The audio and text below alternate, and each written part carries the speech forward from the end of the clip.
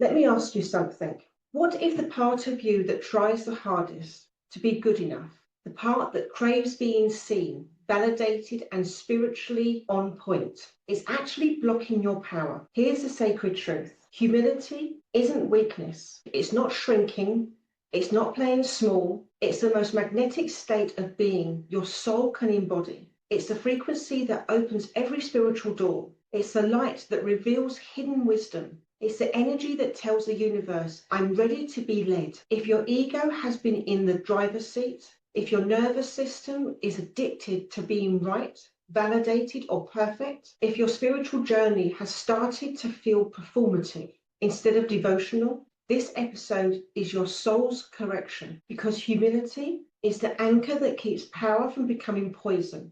And if you're ready to walk with real power, not the loud kind, but the divine kind, then stay with me. So what humility really means in a sacred context. Let's clear that statement up. Humility is not about making yourself smaller. It's about making space for the divine to move through you. It's not self-erasure, it's self-alignment. It's not I'm nothing, it's I'm something, because I came from everything. In Lemurian priestess culture, humility was a daily technology. They didn't use it to bow their heads. They used it to keep their hearts clean, to stay in truth, to stay open, to stay in service. They knew that ego is the first distortion to arrive when power activates. So they trained themselves to channel power, not hoard it, to receive praise and pass it to source, to lead without hierarchy, to walk as mirrors, not masters. Humility is the inner silence that amplifies divine guidance. When you're humble,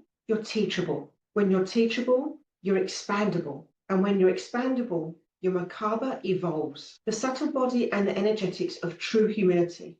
The subtle body, the energy body 9, is your soul's antenna. It's what picks up that quiet whisper of divine guidance. It's the part of you that feels energy in a room before a word is spoken, that knows truth without needing evidence, that walks into chaos and finds the frequency underneath. Now here is the sacred link. Humility sharpens your subtle body like a tuning fork, because only a humble heart can truly listen. When the ego is loud, the subtle body is clouded. When you're grasping, chasing, proving, the signals get fuzzy. You miss the signs. You misread the cues. You act from distortion. But when you surrender to humility, when you say, I don't know everything, and I don't need to, or I'm here to listen first, or Spirit, show me what I cannot yet see, the entire universe will then respond. Your subtle body lights up. Synchronicities multiply.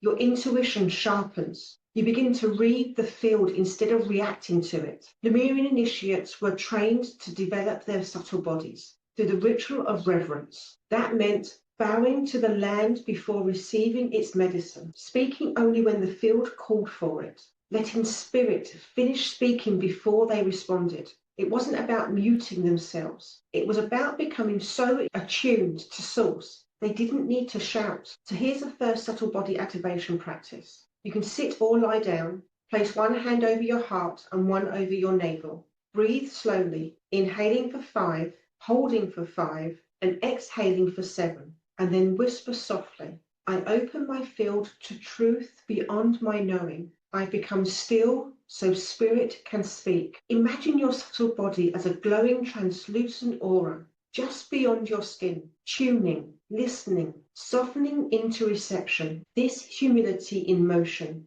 This is what makes you dangerous to illusion and to miracles. So how do you live with humility? How do you embody the virtue in daily life? Humility isn't about disappearing.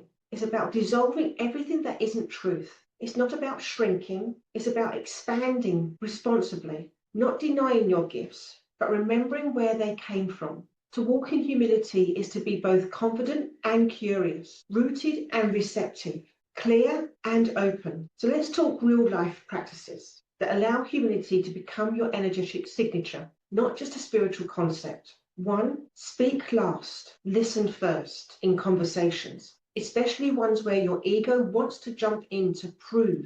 Take a breath. Let silence guide you. Humility listens more than it speaks. You can practice this mantra. I receive before I respond. 2, bless your teachers, especially the ones you didn't choose. Yep, even the difficult ones, even the ex, the boss, the triggering client, the parent who never apologized, because humility recognizes there is a medicine in every mirror. And here's a journal prompt for you.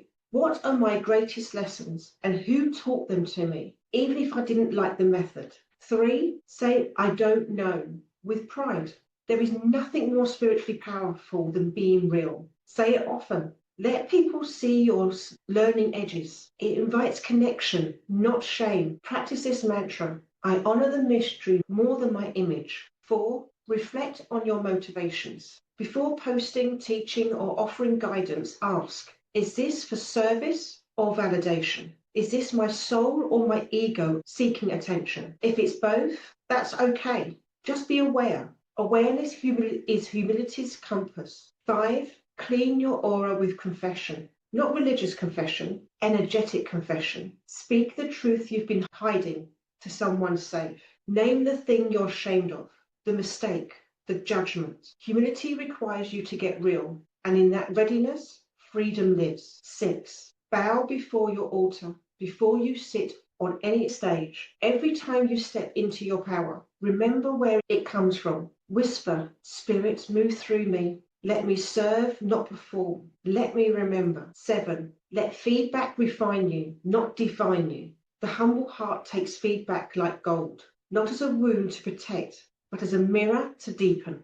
You're not here to be perfect. You're here to be present. And presence grows through reflection. Humility as a Merkaba stabilizer. Let's get one thing clear. Power without humility becomes distortion, just like a Merkaba without balance will spin itself into chaos. Humility acts like the anchor in the storm, the sacred weight that keeps your energy field spinning with integrity, not ego. Because here's what most people don't realize. Your Merkaba doesn't just respond to how powerful you are. It responds to how purely you're willing to channel that power. And that's where humility becomes your stabilizer. Humility purifies your spin. Think of your Merkaba as a multidimensional engine. When you're in ego, control mode, or spiritual performance, that engine starts pulling in misaligned frequencies, static, distortion, energetic noise. But when you're in humility, open to guidance, willing to be wrong, in reverence to the mystery, that engine purrs like a well-tuned cosmic vehicle. It spins clean. It transmits clearly. It ties alignment opportunities without force. So here's an activation practice. I call it the humble light body. Sit or lay down comfortably. Visualize your Merkaba spinning, 2 tetrahedrons of light intersecting at the heart. Now see a soft white gold light descending from above, source frequency, pure and loving. And then whisper, I release the need to perform. I am a vessel of remembrance. Humility stabilizes my soul. Let the light coat every edge of your Merkaba. See any jagged or chaotic energies smoothing out. Feel your field harmonizing. Let yourself balance the vessel again. You don't need to know the next step. Just be willing to receive it. Humility connects your crown to your heart. And a lot of people have wide open crowns that blocks hearts. They get divine downloads but struggle to embody them. Why? Because without humility, the wisdom cannot ground. It gets stuck in the mind or becomes a performance. But when your crown and heart are in harmony, humility allows divine insight to become human action. It bridges the mysteries with the practical. Let my knowing become service. Let my vision become love in motion. I want you to close your eyes one last time. Take a breath. And let these words not just wash over you, but enter your bones, your field, your memory. You were never meant to know it all. You were meant to remember who you are in the mystery. You were never here to compete or fight. You were here to become a mirror of it. You were never here to prove your self-worth. You were here to reclaim what was never lost. And that reclamation doesn't come through striving. It comes through humility. The sacred art of bowing without breaking, of knowing your divinity and still choosing to listen, of being powerful enough not to need to perform. So here's your new mantra. I do not shrink, I soften. I do not strive, I allow. I do not chase divinity. I remember I am it. And in that remembrance, beloved, your field stabilises, your path clarifies, your power purifies. This is how we walk through the world as leaders of the light, rooted, receptive, and real. So let's take a breath together. One hand on your heart and one hand on your womb space. Spirit, I'm listening. Strip away all that is not aligned. I walk in remembrance. I lead with humility. I embody the truth, that I am both the light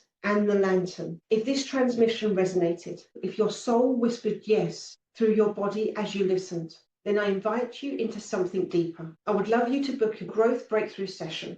This isn't just coaching. This is spiritual alignment. We stabilise your Merkaba, clear the static, reconnect your intuitive systems to your divine mission.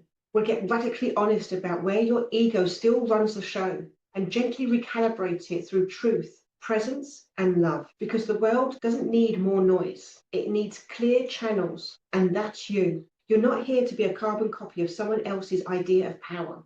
You're here to channel your own, and it begins with humility. So let's rise, not above others, but into the version of you that no longer hides from her own light. Reclaim your soul frequency and lead from the softness place in the cosmos, the truth of your own heart, with fierce love and starfire grace. Until next time.